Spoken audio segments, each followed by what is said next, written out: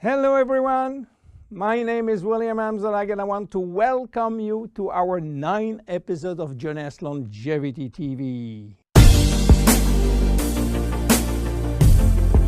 Jonas, we are redefining youth.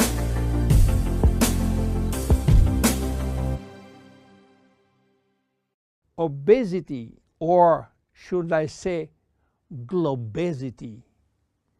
Today, obesity is a worldwide epidemic disease.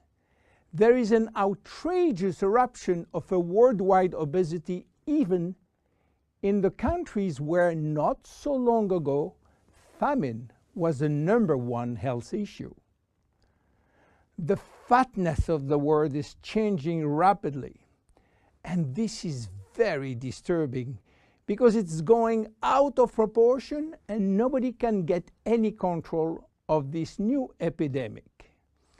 Many children become obese and then become obese adults. The diseases associated with obesity, such as heart disease, cancer, and especially diabetes, will explode. That will mean a lot of sick people all over the world. The cost in terms of death, diseases, and money spending is just astronomical. Think about today, there is in the world about 3 billion people overweight and 800 million real obese. The cost of obesity in the United States is about 150 billion per year, which is 10% of the total US medical cost. So what is the difference between overweight and obese? Overweight means that you gain only few kilos above standard, from 1 to 15 kilos for adults. Above this threshold, you're considered as obese. If you wish to get more detailed information, then you have to calculate your BMI, which means your body mass index, by using the following formula: your weight in kilo divided by your height in square meters. If your BMI shows score under 18.5 per square meter, it means that you need to gain weight. You are underweight. If it is between 18.5 and 25, you are in normal standard. Between 25 and 30, you are overweight, and above 30, you are qualified for obesity. Note that BMI is a standard tool which do not apply in extremes like very tall people or very small people, and also should be adapted to children. Why people become obese? It is very simple in theory, but become more complicated when we reach fat metabolism. We are gaining weight or fat when we eat more than we spend in terms of calorie, or when we spend less than we eat in terms of calorie. So how do we get energy? The body will get energy only from the food, knowing that 1 gram of carbohydrate will release 4 calories, same for proteins, but 1 gram of fat will release 9 calories. So all depend on how much you eat and what kind of food you eat. If the food is rich in fat or in protein or in sugars. Now, how do we spend energy? There are 3 ways to spend energy. The first one is what we call basal metabolism, which is the necessary energy required to get our body working and all our million of chemical reaction working and working properly. This requires approximately 1 calorie per kilo and per hour. So if you weigh 60 kilo, you will spend in 24 hours 60 multiplied by 24 equal 1,440 calories per day. And this is good news because you have no control on that. The second spending is the necessary energy to fight against heat or cold. And these depend on the environment and the way that you are protected against heat or cold. It is called thermogenesis. And again, you have little control on that. The third one is the energy required to move your body, and that is entirely up to you. This is to say that physical activity is the only controllable way to spend energy. We will see later that this very simple way of gaining or losing weight is influenced by many, many other factors, and especially the control of fat metabolism by a sophisticated group of hormones. So why such epidemic? To understand, we have to go back 20,000 years ago. As surprising that it can be, our genes have not changed for the last 20,000 years. At this time, life for humans was quite difficult. In fact, life was based on food availability, and food was really available only during spring and summer. The rest of the time, no food, almost famine.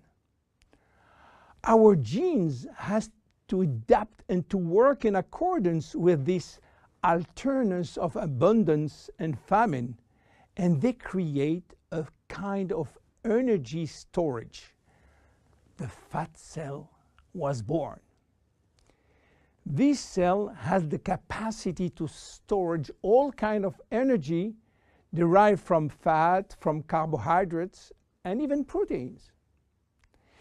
It can increase 50-fold its size and retain energy in the form of triglycerides.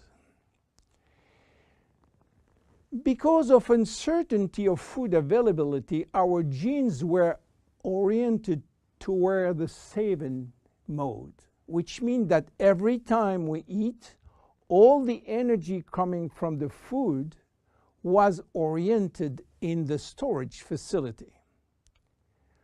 What happened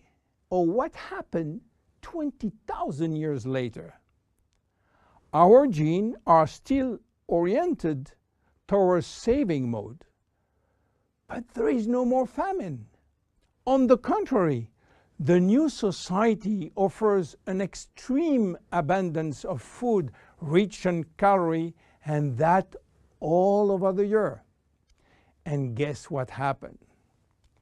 Everything is going first in storage. And once in storage, it is very difficult to get out. You understand now why it is very difficult today not to gain weight or fat. But there is another factor.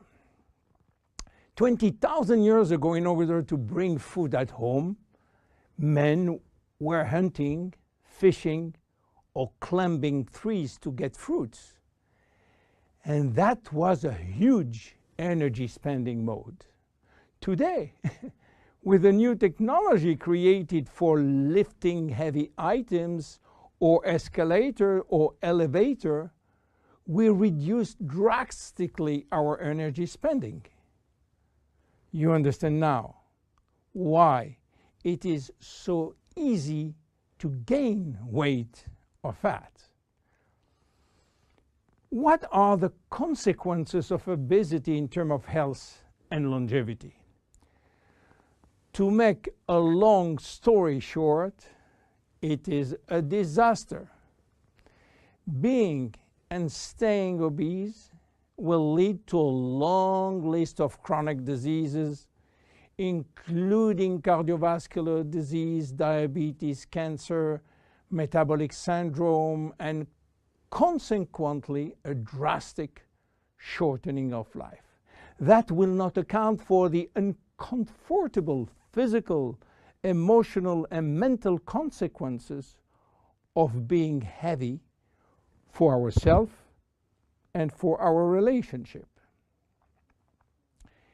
In terms of aging, obesity is shortening telomeres, increasing DNA damage, and reducing stem cell pool. So what to do for reducing obesity? Obviously, it is quite difficult considering the worldwide effort of the medical community with so small results. Health authorities are repeatedly organizing campaigns to inform people about the consequences of eating too much sugar or fat or the lack of exercise. But the food industry until now do not help and still putting on the market food rich in bad sugar and bad fat. The first step is to be convinced that improving your lifestyle, which means improving your nutrition, your physical activity, managing your stress and your emotion, in order to stop impulsive eating, will be a very good action to preserve your life and your longevity.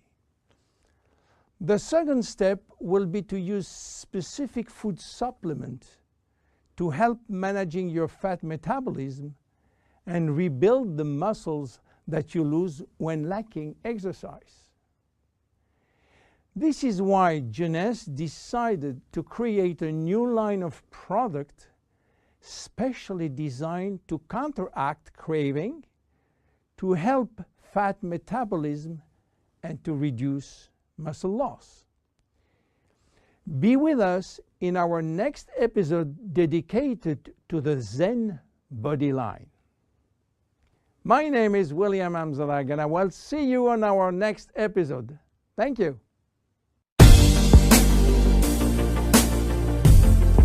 Jeunesse, we are redefining youth.